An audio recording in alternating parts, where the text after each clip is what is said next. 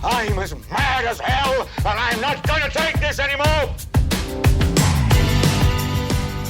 Hello, my friends, and welcome back to another exciting episode of Out of Patience. My guest today is Erica Hawthorne, who I saw, rip the fabric of time apart at a recent healthcare conference. She just like no holds barred, ripped apart the entire system, tore a hole in space-time, and I just knew I had to know this human being. So I accosted her, in the best sense of the term professionally, and we got to be friends very, very quickly. She lives in New York City, so karma prevailed. And she joins me live here in studio to talk about her passionate work in marketing. And that may sound wonky, but pharma marketing is classic fuckery, and it's worth deconstructing, because who the hell needs to see crappy pharma ads on your TV, hearing it on your radio? Did you know there's $22.6 billion a year in healthcare spend, and year over year, consumer trust in all those ads is 16%. Why the hell is this a thing? Also, she's a classic Gen Xer, so we throw down the gauntlet on nostalgia, the 90s, which sucked, the 80s, which are awesome, and all the shenanigans you would expect right here on the show. Enjoy the episode. You're in for a treat.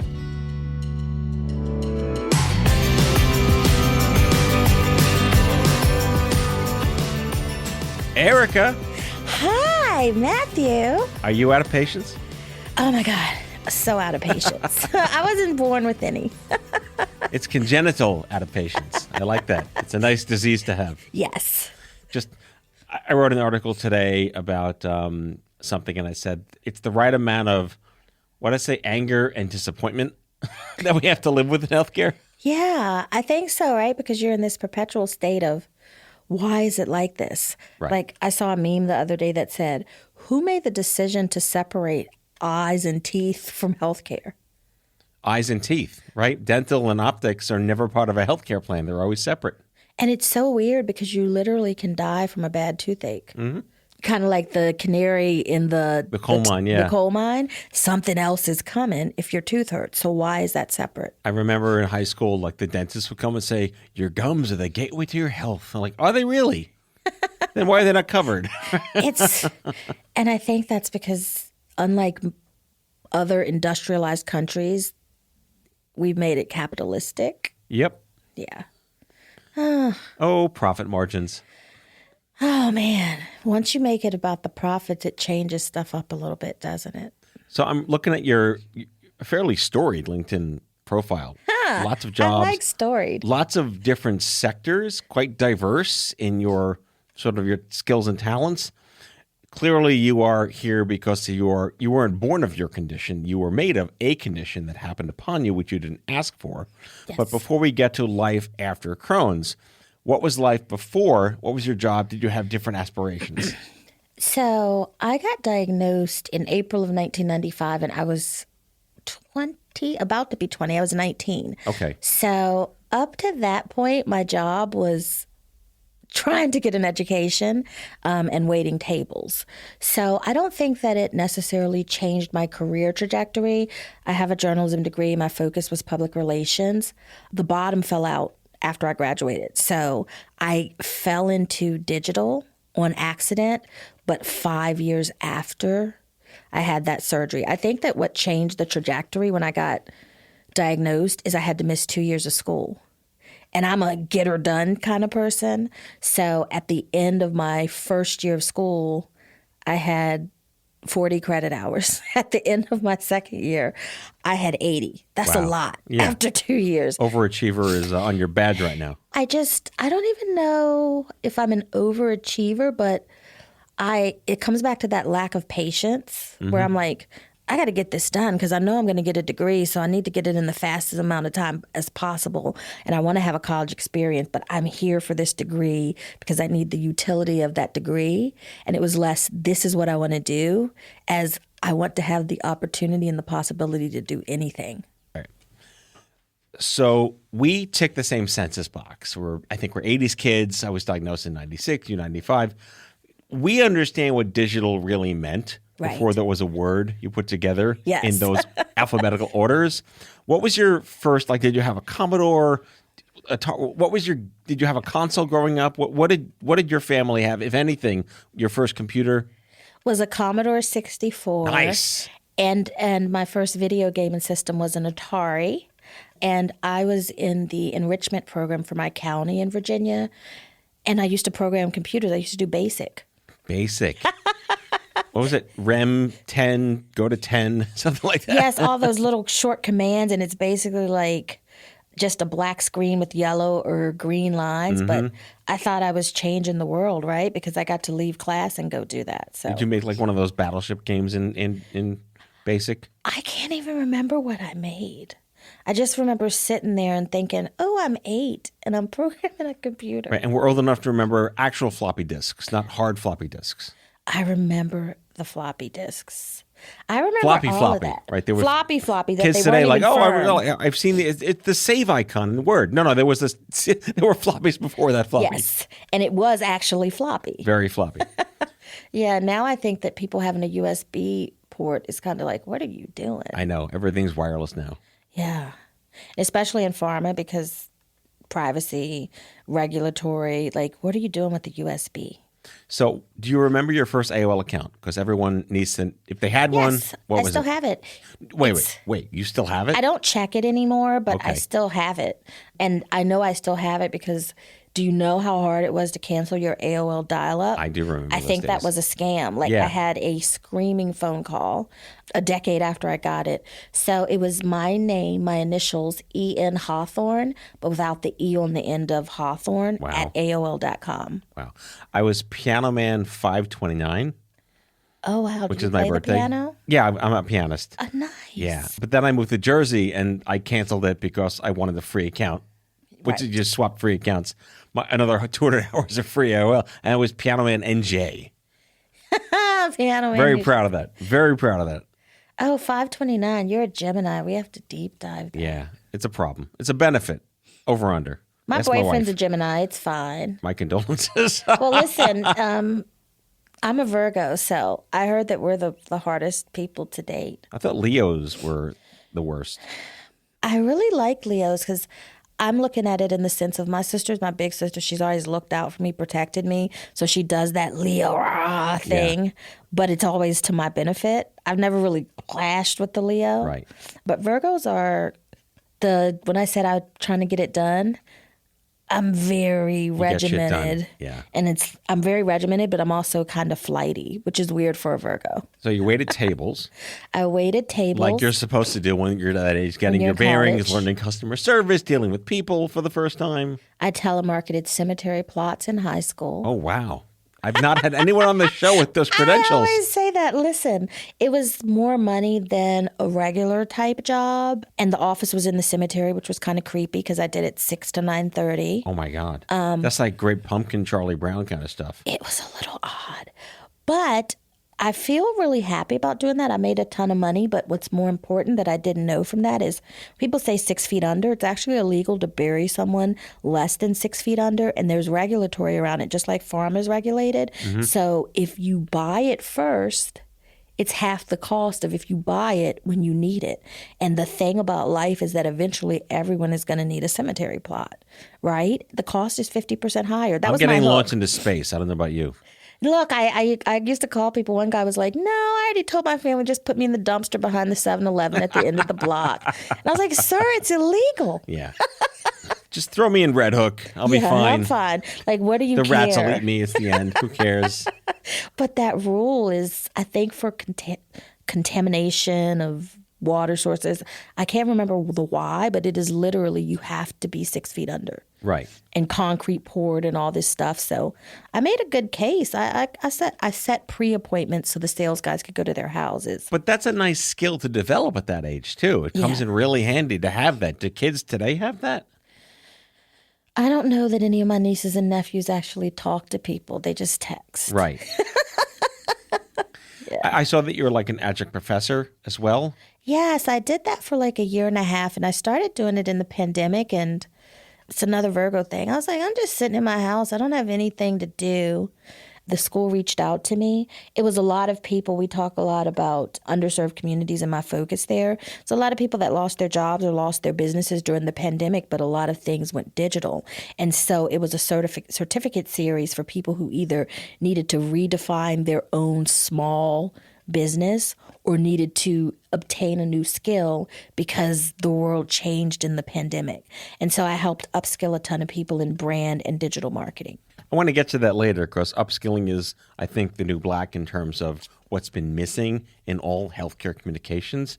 And I have thoughts for the second half of the show. Okay. But let's go to this diagnosis. Crohn's disease at a young age is like, you're just trying to live your life and it's hard enough. And then this gets lopped on with their symptoms. Were you taken seriously? So I always used to get more stomach aches than anybody else in my family. It's like, oh, my stomach hurts. Oh, this makes me feel bad. And I think people thought I was picky, but I wasn't super picky. My stomach hurt. Mm-hmm. I started having really bad symptoms like that it was not manageable my senior year of high school. And they had changed the law the summer before my senior year because originally in Virginia, if you missed more than 30 days of school, you failed. Oh, wow. Didn't matter what your grades were. This one, as long as your grades were good, you were okay. I was so sick my senior year, I missed 50-some days of school. So the law changed. I would have had to fight to make a business case to graduate, right? I started having muscle problems because it's inflammatory. Like I had a big sports reference, Moses Malone knee brace, and my leg dragged, which was a problem because I played a sport. I was a 4-year varsity letterman, and I was trying to figure it out so I could play my sport. I was losing a ton of weight, lots of vomiting, like lots of everything that happens when you have a stomach ache. It messes up your skin, so I'd never really gotten a breakout or anything. So I was missing weeks of school at a time. Went through all the diagnosis, all the tests, endoscopy, colonoscopy, this, that, the Was other. this a known diagnosis 25 years ago? People were getting diagnosed with Crohn's. I did all the tests. They said that I didn't have it. Of course. And I remember the doctor was telling my mom, like, she just doesn't want to go to school. And I'm telling my parents, I'm like, Mommy, what sense does that make? I'm a 4-year varsity letterman. I need 2 classes to graduate. I was in the gifted program. Like, school I'm kind of cakewalking it, right? Like, that sounds obnoxious, but I wouldn't avoid school because I'm going to go to school and do whatever I want to anyway. You know what I mean? I didn't get my diagnosis. That was in 1992, 93. I got my diagnosis in 95 because I developed a fistula. So Wait, for the lay people, what is a fistula? So a fistula, it's like an opening from your intestines or from some part of your organs that's kind of leaking, right? Like I had a fistula from my small intestine and it kind of sucked my bladder over and stuck my bladder to it. And it was right where your small intestine joins your large intestine. So I had a hodgepodge of 3 organs stuck together that shouldn't have been. All right. For the listeners, you're moving your hands in a way that makes me really feel like exactly what this is. And it's something I don't think you want. Well, I'm twisting them because I found all this stuff out when I developed Crohn's, is that your intestines are always like clenching and unclenching. Mm-hmm. And when I got diagnosed and they were like, oh, you're going to have surgery, we're going to have to cut that out, I actually had to sign paperwork for them to crack my chest even, your rib cage. Oh, my. Well, because your intestines move all around. And you're how old?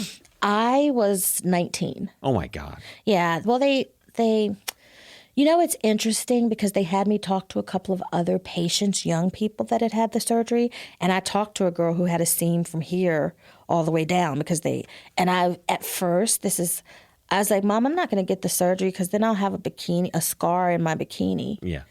And she's like, they said you'll die. Right. But I was just thinking like, I'm not doing that because that's going to mess up my looks. Right, exactly. That's going to mess up what I want to wear. wear. But isn't that how we're supposed to think at that age, right? I just remember being told, oh, you have brain cancer. I'm like, okay, now what? Right. Like it was a shock, but it wasn't a shock. I'm like, hey, I got to go back to school. Can we get this over with?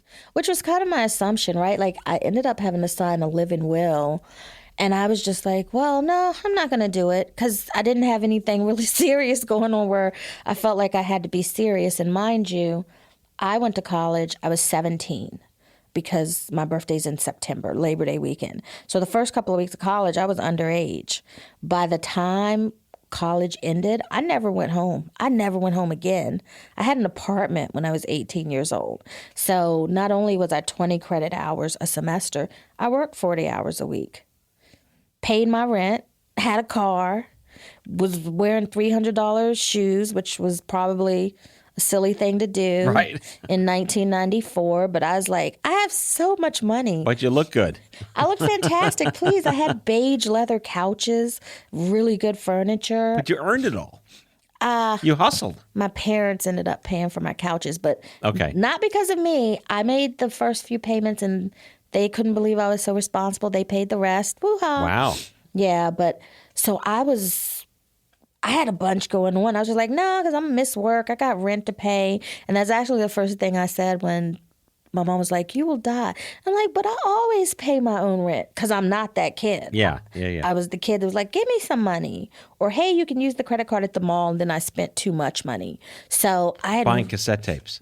Cassette tapes, banana clips. Yeah, exactly. Orange Julius. And stickers. Remember stickers? Our I sticker don't. books? I didn't have You the have a sticker stickers. book? I didn't. That might have been like a New York thing. Like we just had sticker books. I read a lot. I bought a lot of books. Even now, I ask for books for Christmas. And Wait, what's a book? I'm sorry. A book. Right.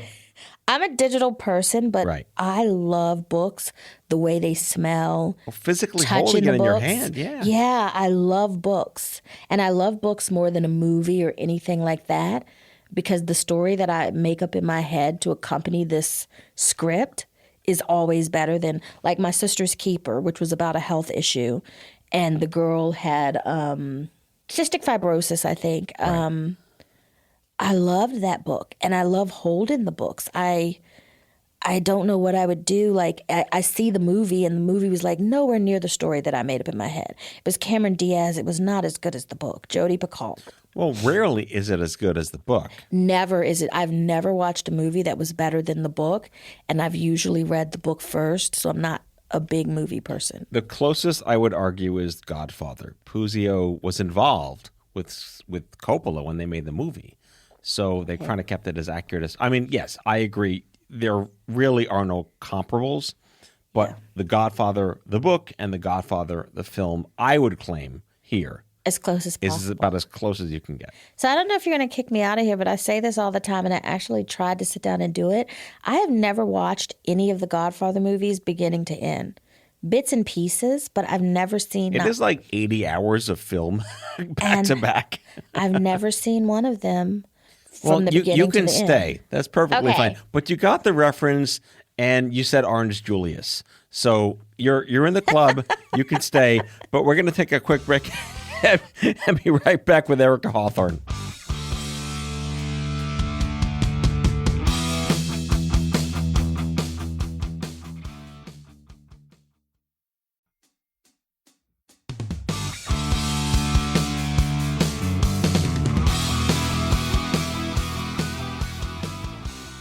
We're back with Erica. I love that you use the word strategy, maybe 30 times, rightfully so, in your LinkedIn profiles and whatnot. But does Pharma really have a strategy? And if so, what is that? And I ask that question because I've been at this as long as you from a different vantage, agencies and nonprofits and public health policy. And strategies, it's a bunch of syllables. And today we're looking at, like, DEI has been a conversation since, I don't know, reparations? Yes. How is this a thing still, right? Right. And so, oh my God, you said so many things, and I'm going to tick off all of the points. So, strategy. I find whether it's DE&I, whether it's marketing, whether it's procurement, that pharma has overwrought strategies that don't necessarily have any foundation in truth, right? I say that because I've been in pharma for 4 years, and I'm coming from early adopter channels, and we did strategy at serious levels, like for Hershey's Candy, for Marriott International. Like a strategy is, hey, we want to do a message test. We know we have different audiences. We know we have Germans. We have the German website. We know we have, Asia Pacific Rim, Latin America. So we took all these messages and you do actual testing. So it's a survey. Which of these messages resonates with you? And we saw patterns. Hey, people in Germany really care about credit card security. Then we put it into creative iterations. Which ones respond well? Different countries had different responses, right? And then we said, okay, what sites will this work on best? Right message to the right person at the right time, right? None of that happens in pharma, and I think that it's really odd because I always say Hershey's knows so well who buys Jolly Ranchers that people need pills. Yeah. They really know their customer, and I think that pharma is of the opinion, tying it into the DE&I, is we don't really have to be representative. We don't really have to have much strategy. Somebody's going to have Crohn's disease. They'll see the ad. They'll ask their doctor. Doctors are going to be receptive to the ads because it's a gastroenterologist. They want to help their Crohn's patients. It doesn't go like that for everyone, and particularly for underserved communities, whether it's, I speak about my community, I'm African American. I have an illness, right? We have medical disparities. We have these differences. I need something different from my doctor. I need this to be strategically that you understand that these patients are not a monolith and that I am not one-dimensional. I think it always bothers me in pharma because they say patient marketing. I'm like, patient marketing, HCP marketing bothers me. No one is their job. No one is their condition. Of all the things that I am, I think about the fact that I have Crohn's disease so much less than I think about the fact that I'm a 5'1" Black woman, right? And I think that you have to see, if you're talking about my LinkedIn, it says strategy a lot, that I say that I'm a people-focused marketer. People say results-driven, data-driven, results-oriented, data-driven. What are you driving results from? From the data? What's the data about? The people? You got to focus on the people.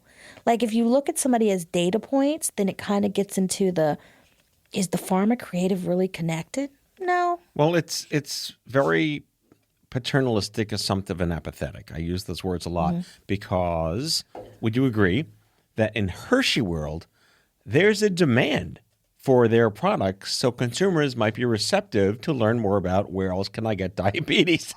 Right. Versus healthcare, which is you're not the customer. Right. The doctor's the customer. And the ecosystem and the profit incentives aren't based on you consciously wanting to buy something. Right. How do you feel about that? I think that it is a miss. I think that that's a very unilateral approach. Oh, this is how all people are. That's how white people are. That's not how Black people are. That's not how Hispanic people are. I think when I look at the media, and when I was at Bayer, we were in-house. So we actually owned our own data. We did our own strategies. I could be hands in the media. We're not like that at all. If you tell me, like, my niece is 31, she has 2 kids. She calls her mom while she's at the doctor with her kids. Mom, they said, because we're going to crowdsource it.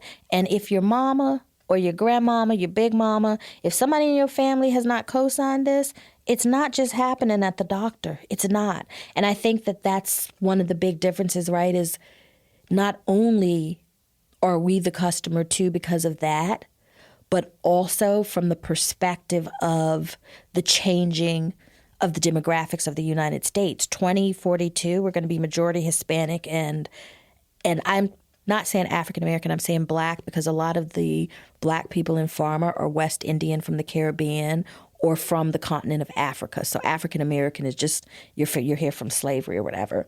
So I think that it's important because this is a group of people that they do not know. And you saw the hesitancy with the vaccine, and people thought it was, because the COVID vaccine is new. It's not. The hesitancy is because of the Tuskegee experiment. Well, right? I want to interrupt you because how is this still a conversation? Not in the sense of denying it's important, which it clearly is, right, but where are the barriers to maybe cogence or execution on the fact that how much more do we need to understand about this from industry down? So I think that the barrier is that pharma doesn't really have Black and Hispanic people. At Bayer, we were right around 4% Black, right around 4% Hispanic. If you look at the pharma corridor, and I actually went and did this because I was so shocked when I came to pharma, At my agency, I was the Black person, right? No Hispanic. There were 2 Asian people and then white people. At Bayer, any of those companies at all, the Boston corridor for pharma, the Jersey corridor for pharma, if you look at the makeup of the communities around these pharma headquarters, they're over-indexed for white people, massive over-index for Asian, right? 15% of Bayer's employees were Asian, and then we were 4% Black, 4% Hispanic, which Hispanic is not a race, it's an ethnicity. Right. You can be Black and Hispanic. Hello, Afro-Latino. So you're 8%, 15%, 8% plus 15% is 23%. We were 77% white. The country's 64% white. Wait, is this representation in the workforce or in leadership? Both. Okay. Right? And then, so I think about it at this different level, and think about this. I had the highest ranking business side title at Bayer, meaning outside of somebody who was there in a DE&I job, there was no one like me above me. But when you look at the thing that Black employees need to break through, the biggest thing that they need from leadership is someone in a mentoring position who understands their struggle. And our primary struggle is, hey, it's difficult being the Black person, right? And so if you have built a life where you go to work, you go home, your job, your home environment is devoid of Hispanic and African American people or Black people, how do you reach them? You have built a life, and I feel like people think those things aren't intentional. That's intentional. Where do you go in this world where your community is 80% white? That is weird. All right, I'm going to throw one at you because you in a sense, this is a version of upskilling, right? You need mentorship, but above you needs upskilling about you supporting this. I would contend, and this is really more one of those like a Rube Goldberg question. There's no answer to it. From a profit margin perspective, let's look at economic shareholder value and capitalism, just which I don't think in this vein, but for a thought experiment. Companies do. Yeah, I know. Yes. It should be in the economic interest of the entire healthcare system to guarantee that Americans of every shape, color, size, background, literacy level, economic backstory get what they need when they need it on their terms. Yep. So why aren't they monetarily incentivized to understand they should care about and execute on this? I think that they're not monetarily incentivized by it because when you belong to a group, like I'm Black, and my life is incredibly Black once I leave work. White people's lives are usually incredibly white, too, that they probably are thinking about it. I know they're thinking about it because people have DE&I operations within their companies, right? They're thinking about it, but they're thinking, here's what I would do, but y'all are white. Right? It's that lack of knowledge. So you cannot reach people that you are unwilling to hire. And I say unwilling, and I think that we have to speak hard truths because take it outside of pharma, take it outside of DE&I. You know, every time there's a racial incident in America, and it's like, this isn't who we are.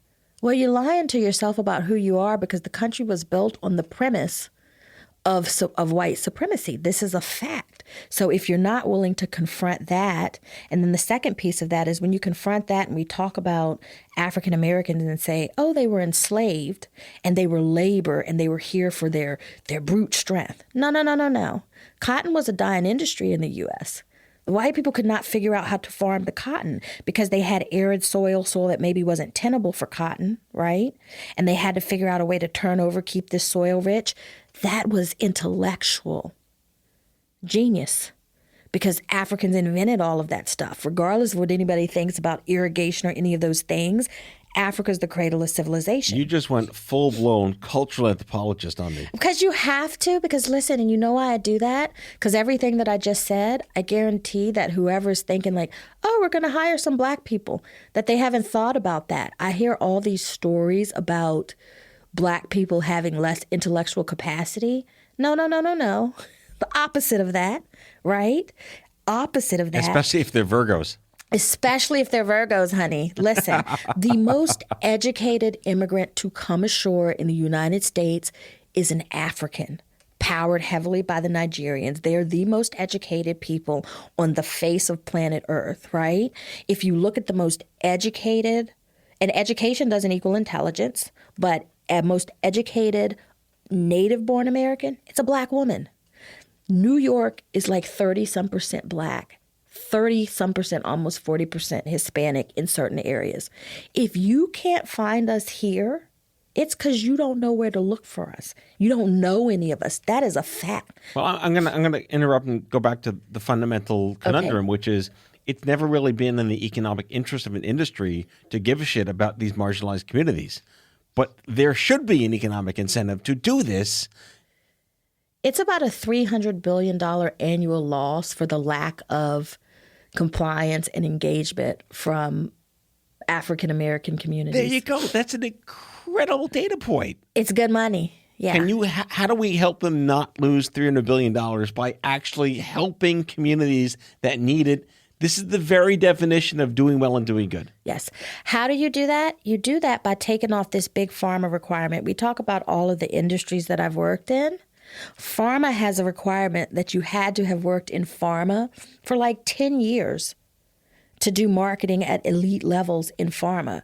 But the problem with that is that pharma marketers grow up in pharma, which is 10 to 15 years behind the rest of the industries, and they approach digital and marketing in a way that is not technically marketing, right? And I mean, maybe it needs another name. I taught brand marketing. I taught digital marketing.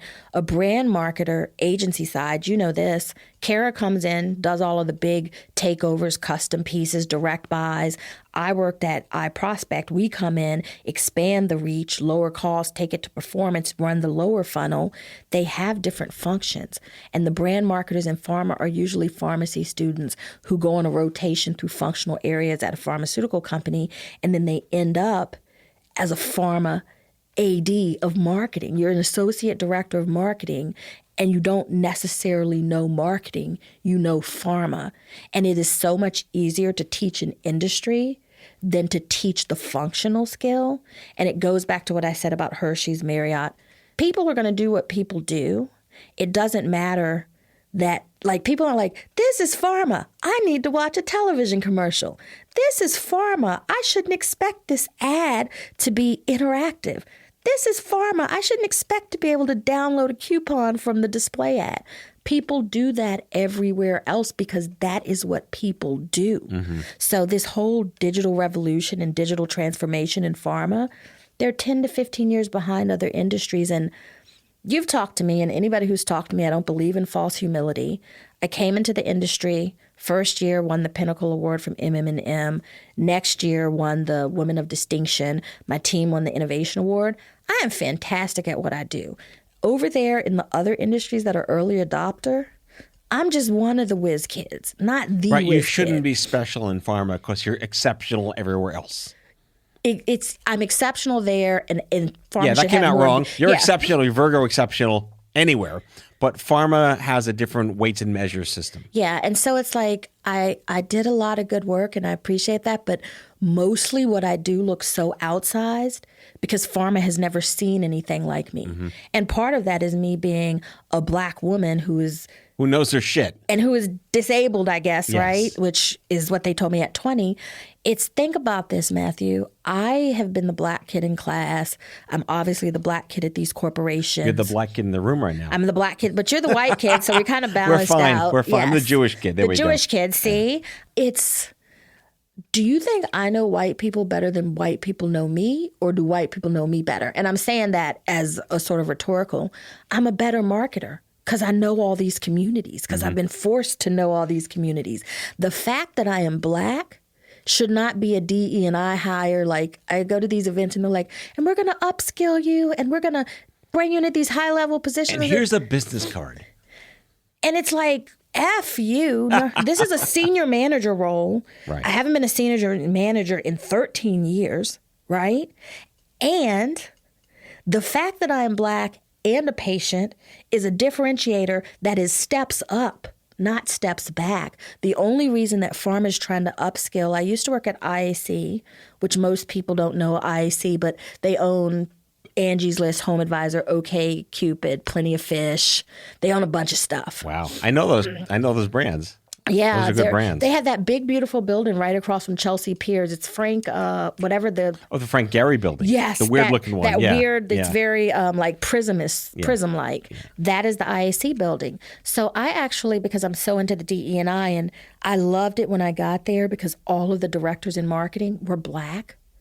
And there was one white woman, and I'm like, ooh, I'm not one, right? And then people started quitting, and I emailed Joey Levine, who was the CEO, and he said, oh, come up to my office. And I went up there and was like, what's happening? And I was like, there's nobody above me at this company with a higher title, because it happens everywhere I go now, right? Because I've been doing this for 20 years.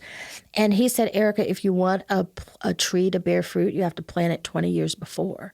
So the reason that pharma is so far behind everyone's bad at DE&I, by the way. It's not just pharma. Right. If you have to have a DE&I department, you're bad at inclusion. Because you live in a You shouldn't need it in the first place. You live in a multicultural society. It's not weird to you that you show up at work and it's white people and Asian people, and every now and then... And then you complain, why aren't these people doing this? Yeah, and why aren't they engaging, and why? And I think that $300 billion is going to grow exponentially, because with the vaccine, even some of the white people don't want to take the treatments anymore. They're taking horse tranquilizers instead, right? So this episode not sponsored by ivermectin. All right, so let's wrap up with a positive story. Do you have maybe a quick yarn about something you've seen that actually works? I'll tell you something that I've seen that actually works: hiring the people that you haven't hired. And here's an example, right? I went to Howard University. It's the biggest HBCU in the country. They call it the Mecca, the promised land for Black people. Howard University and Xavier out of New Orleans still educates undergraduate 80% of the Black people in the United States that go on to be doctors. And the positive story from that is that a lot of my friends are pharmacists and doctors, because that is what Howard does. We produce lawyers, pharmacists, doctors, right? And one of my best friends is Dr. Condra Tyler Bynum. She's the chief medical officer for Juvenile Healthcare Administrative Services in Washington, D.C., and a practicing pediatrician in the city. And I think that thing about, hey, hire us, how does it change things? You know, like she told me she had a patient come in and the little girl scared. Doctor, you know you're going to get a shot or something. But she said the little girl tugged on her mom and whispered, it's a real life Doc McSteffens. Wow. Because it matters. Yeah. Because it matters. Representation matters. And it didn't matter what my friend was going to tell her she had to do. She trusted her more, because that little girl's not used to, her caregiver is a Black woman. I'll wrap by saying, and to all those people who are pissed off that the Little Mermaid's Black, go fuck yourself. It's about damn time. Ooh, it is. I'm going to shoot a TikTok about that, because there's a reason. Yeah. Yes. Erica Hawthorne.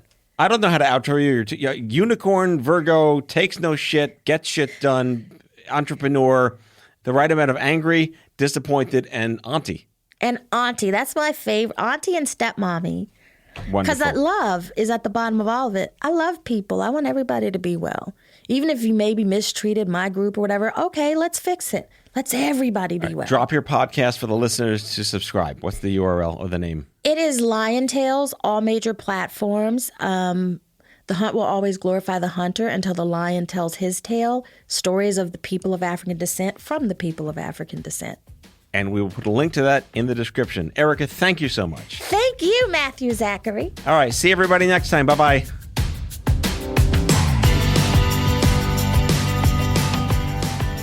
Out of Patience with Matthew Zachary is an off-script health production. The executive producers are Matthew Zachary and Andrew McDowell.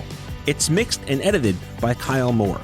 If you like the show, ratings and reviews are always welcome. Leave us a message anytime at 855-AUDIO-66. That's 855-AUDIO-66 to share your healthcare shitness with us, and we might just play them on the air on a future episode. For more information about this show and Off-Script Health, visit offscript.com. That's offscript, no T.com.